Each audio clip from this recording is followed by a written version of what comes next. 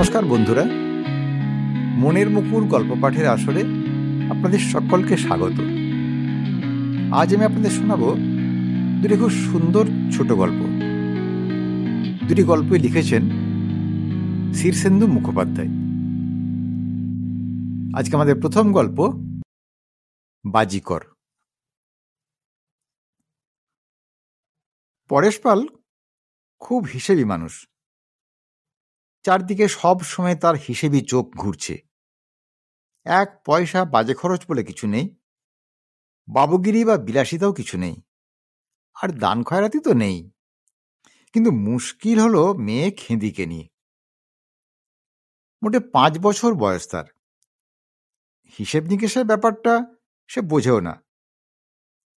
ভিখিরি এলেই সে দৌড়োয় ভিক্ষে দিতে।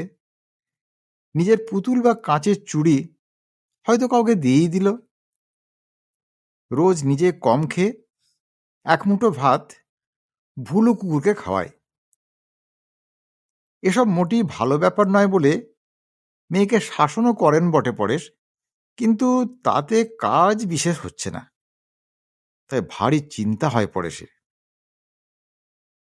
কষ্ট করে চারদিক সামাল দিয়ে তিনি তিল তিল করে যা জমিয়ে তুলেছেন তা মেয়েটার জন্যই না বরবাদ হয়ে যায়। ছুটির দিন দুপুরবেলা খেয়ে উঠে তিনি বারান্দায় মোড়া পেতে রোজকার মতোই একটু বসেছেন। মেয়ে খেঁদি বারান্দার এক কোণে বসে আপন মনে খেলছিল।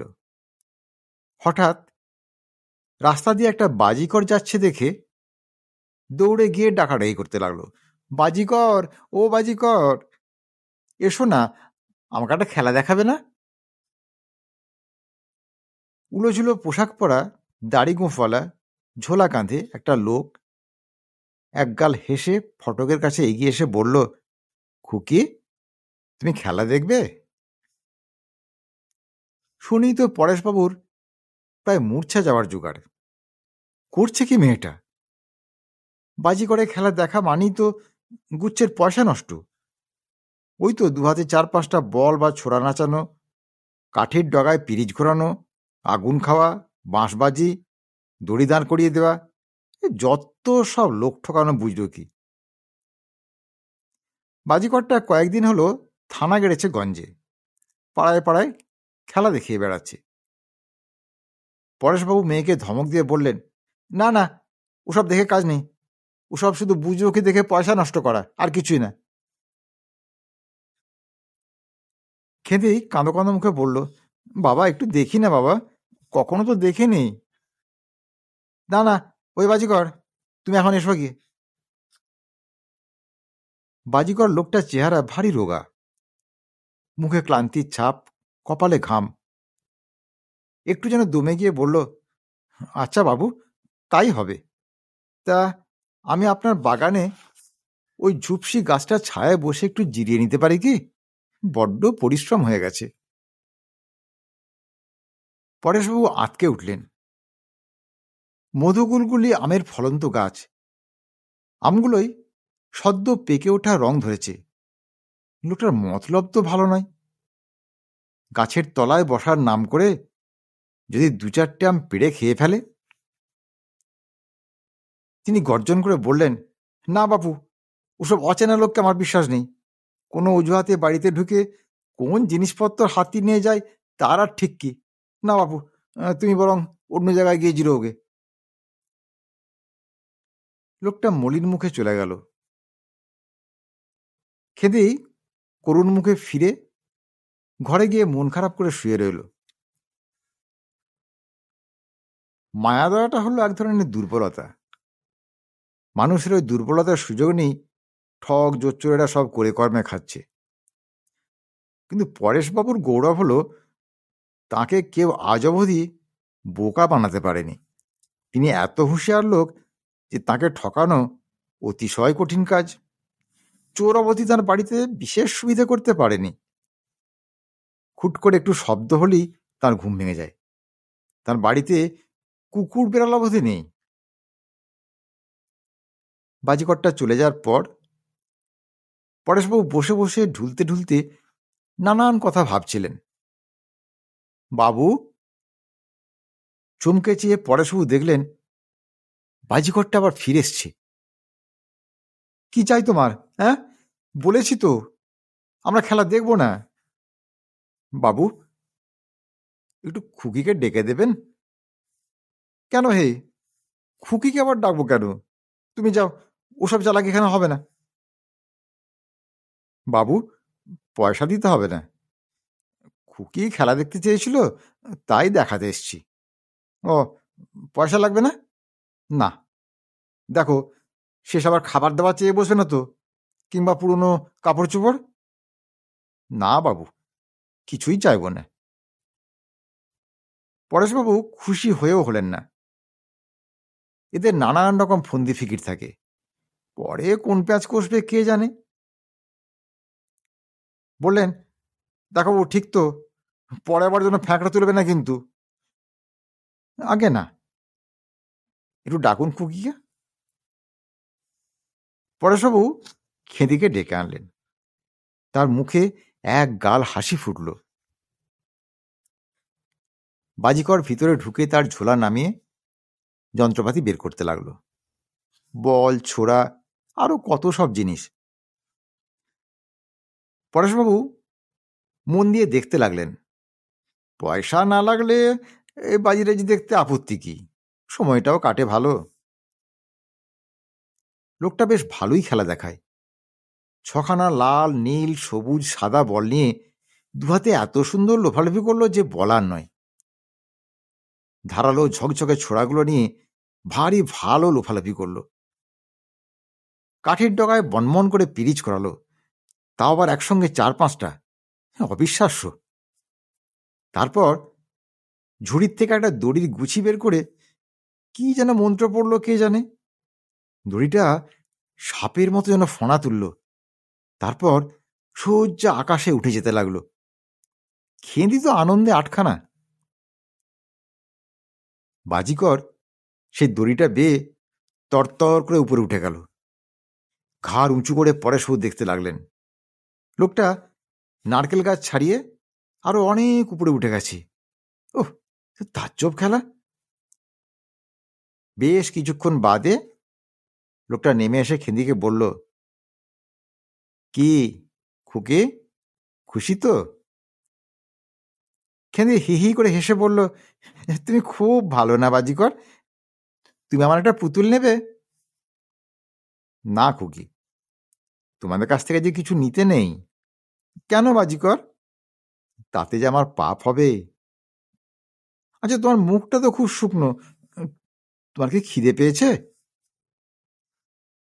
বাজিকর করুণ মুখে বলল, আমার তো সবসময়ই খিদে, কিন্তু তোমার বাড়িতে যে আমার কিছু খেতে নেই খুকি, পাপ হবে।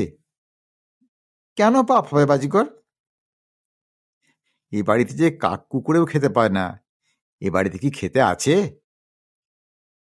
এ কথায় পরেশবাবু অসন্তুষ্ট হয়ে বললেন, ওহে, ওসব কথা ওর মাথায় ঢোকাচ্ছ কেন? দেখো, আমি হিসেবি মানুষ, নইলে এতদিনে আমার সব চৌপাট হয়ে যেত। ওই বাজে খরচ করার জন্য তো আর আমি দানসত্র খুলে বসিনি। হ্যাঁ, যে আজ্ঞে বাবু। হ্যাঁ, তুমি এখন এসো গিয়ে। আর খেলা দেখবেন না? আবার কি খেলা? না, আপনার জন্য এই একটা খেলা ছিল, দেখাই তাহলে।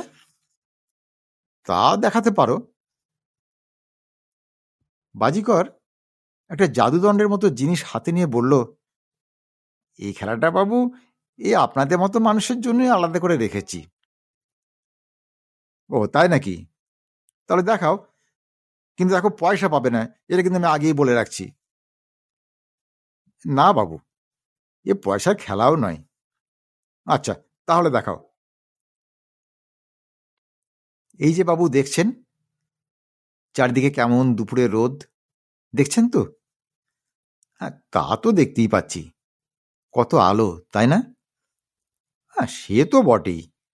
হ্যাঁ, এসব ফক্কিকারি। আসলে দেখুন কেমন অন্ধকার।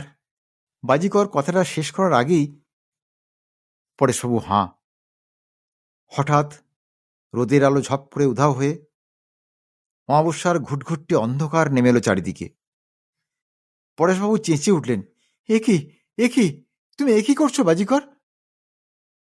বাবু, আপনি কি ভয় পেলেন? এটা কি হলো হে?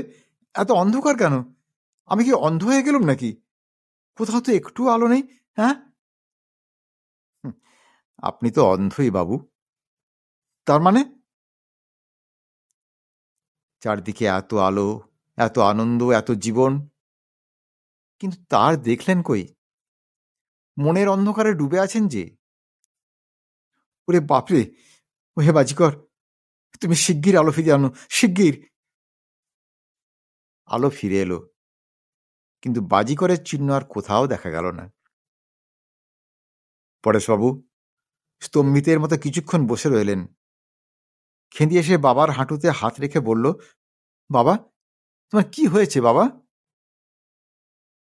পরেশবাবুর দু চোখ দিয়ে টপ টপ করে জল পড়তে লাগলো। তোমার কি অসুখ করেছে বাবা?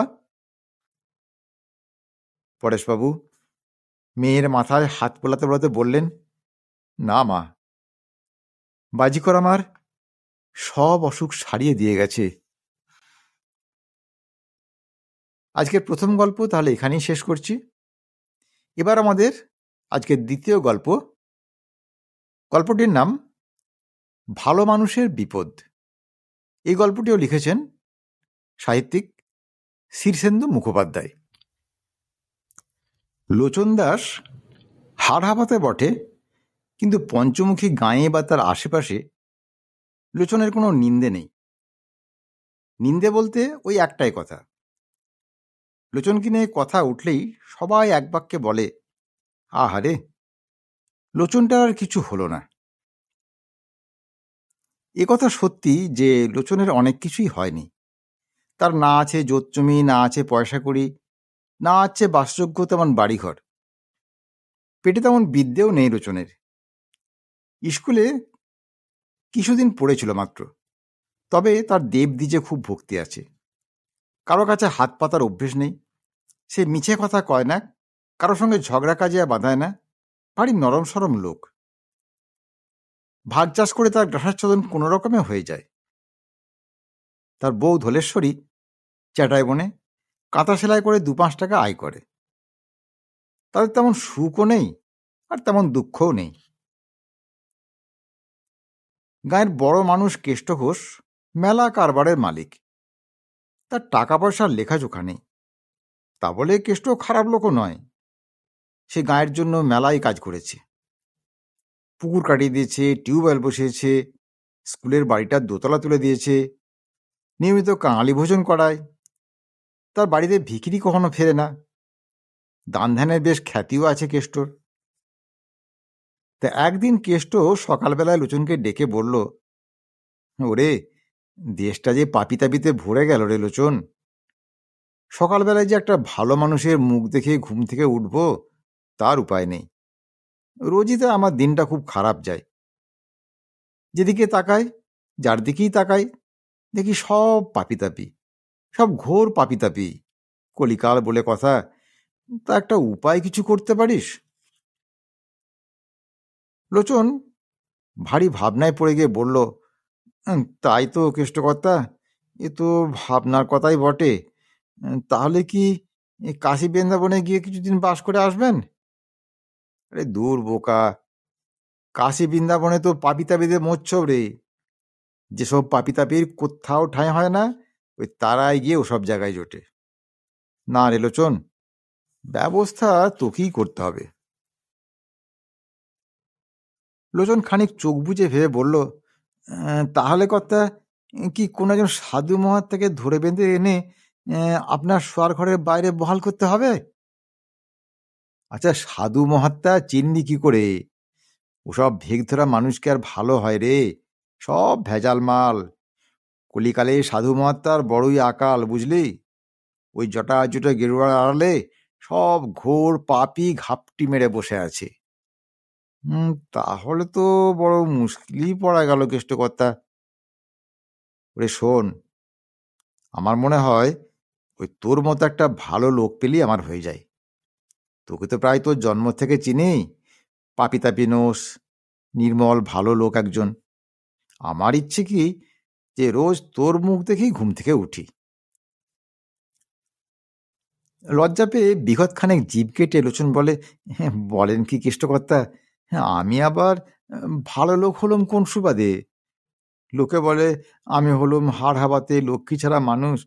হ্যাঁ, আমার মুখ দেখলে যে আপনার পাপ হয়ে যাবে কর্তা। কেষ্ট ঘোষ বলে, সে তুই যাই বলিস, আমি তোকে ভালো লোক বলে বিশ্বাস করি। হাত টার নেই, মিছে কথা নেই, মতলববাজ নোস, লোভ টোভ নেই, তুই তো একটা বেশ লোক। তা রোজ সকাল 6টা নাগাদ এসে ওই আমার বাড়ি মালঞ্চতলায় দাঁড়িয়ে থাকবি। আমি রোজ তোর মুখ দেখে ঘুম থেকে উঠব, এ কথা আর নড়চড় নেই কিন্তু।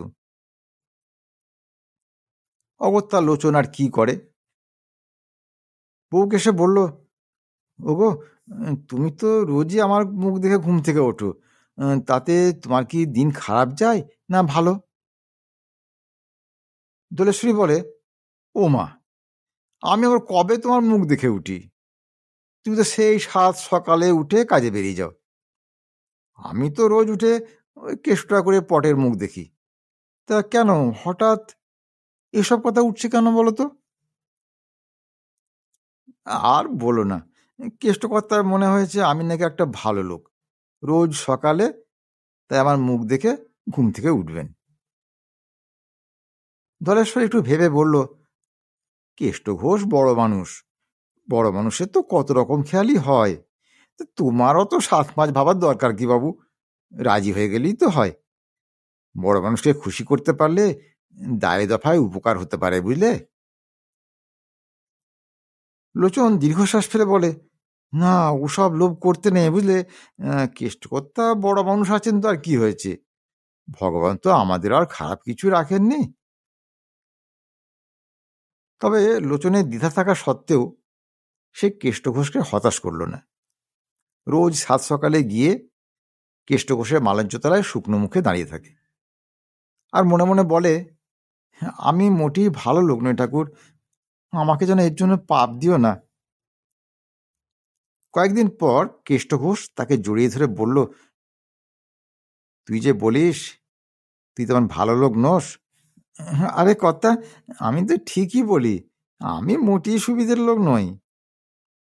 আরে তাই যদি হবে তাহলে আমার গত 15টা দিন এত ভালো কাটলো কি করে?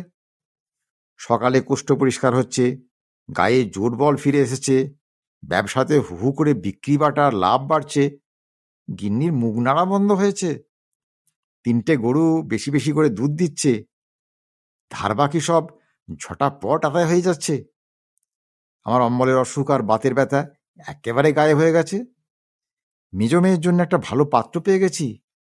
তা এই এত সব গত 15 দিনে হলো কি করে? মাথা চুলকে লোচন বলে, ঠিক বুঝতে পারছি না কর্তা, তবে এসব বোধহয় ওই ঝড়ে বগ মরছে বলে হচ্ছে। ওহ, আচ্ছা বেকুব লোক তো তুই। যাকে সকালে যেমন এসে হাজিরা দিচ্ছিলি তেমনি দিয়ে যা, তোকে মাসে মাসে ওই 50টা করে টাকা দেবো। হাত জোর করে লোচন বলে, আগে তাহলে তো হাজিরাটা চাকরি হয়ে যাবে কর্তা, ধর্মের মধ্যে ব্যবসা ঢুকে পড়বে যে। ও, তাও তো ঠিক, কিন্তু তোরও তো কষ্ট করে আসতে হয় রোজ। আগে না কর্তা, কষ্ট কিসের, আপনার যদি উপকার বলে মনে হয় তাহলেই আমার যথেষ্ট। হ্যাঁ, এই জন্যই তো সবাইকে বলি, ওরে গাঁয়ে ওই একটাই বড্ড ভালো লোক আছে, এ আমাদের লোচন। লোচন লজ্জায় শরমে মরে যায়। হ্যাঁ, সে নাকি ভালো লোক, শোনো কথা। সে তো আকাশ পাতাল ভেবেও বুঝতে পারে না যে সে ভালো কিসে।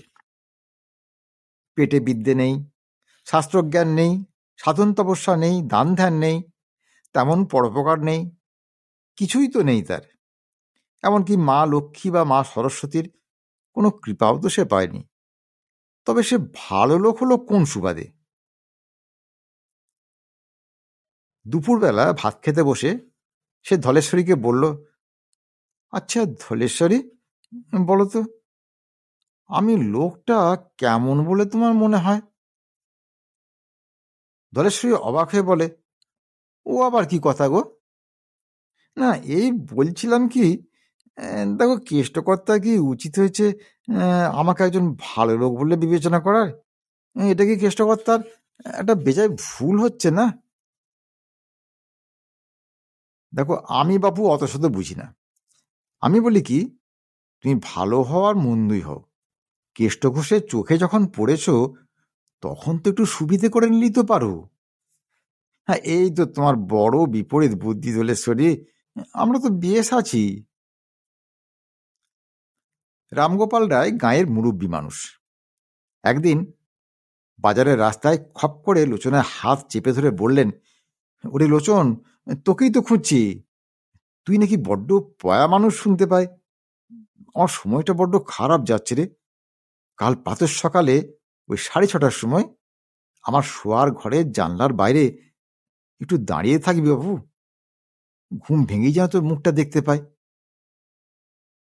লোচন আমতামতা করে বলে, পয়াটা নই কর্তা, কেষ্টবাবু সব ভালোবেসে আমাকে বলেন।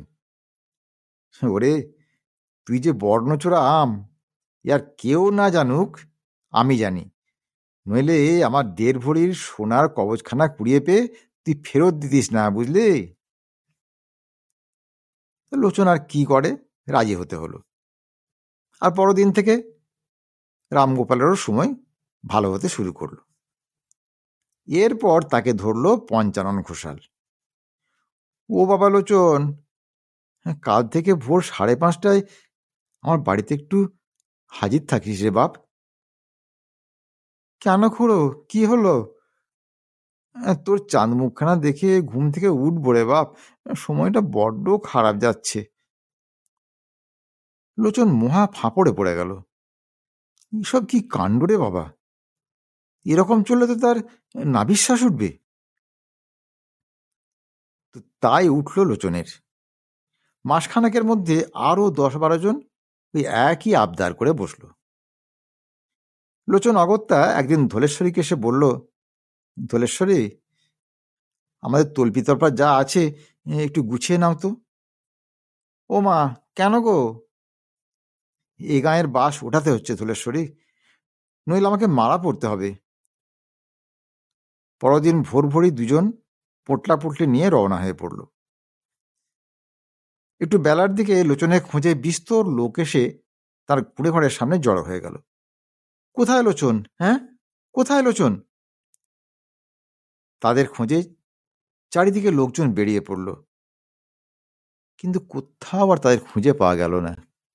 বন্ধুরা, আজকের গল্প তাহলে এখানেই শেষ করছি। যদি গল্পটি আপনাদের ভালো লাগে তাহলে চ্যানেলটি সাবস্ক্রাইব করার জন্য আপনাদের কাছে বিশেষ অনুরোধ জানাচ্ছি। আর গল্পটি ভালো লাগলে অবশ্যই একটি লাইক দেবেন ও গল্পটি শেয়ার করবেন।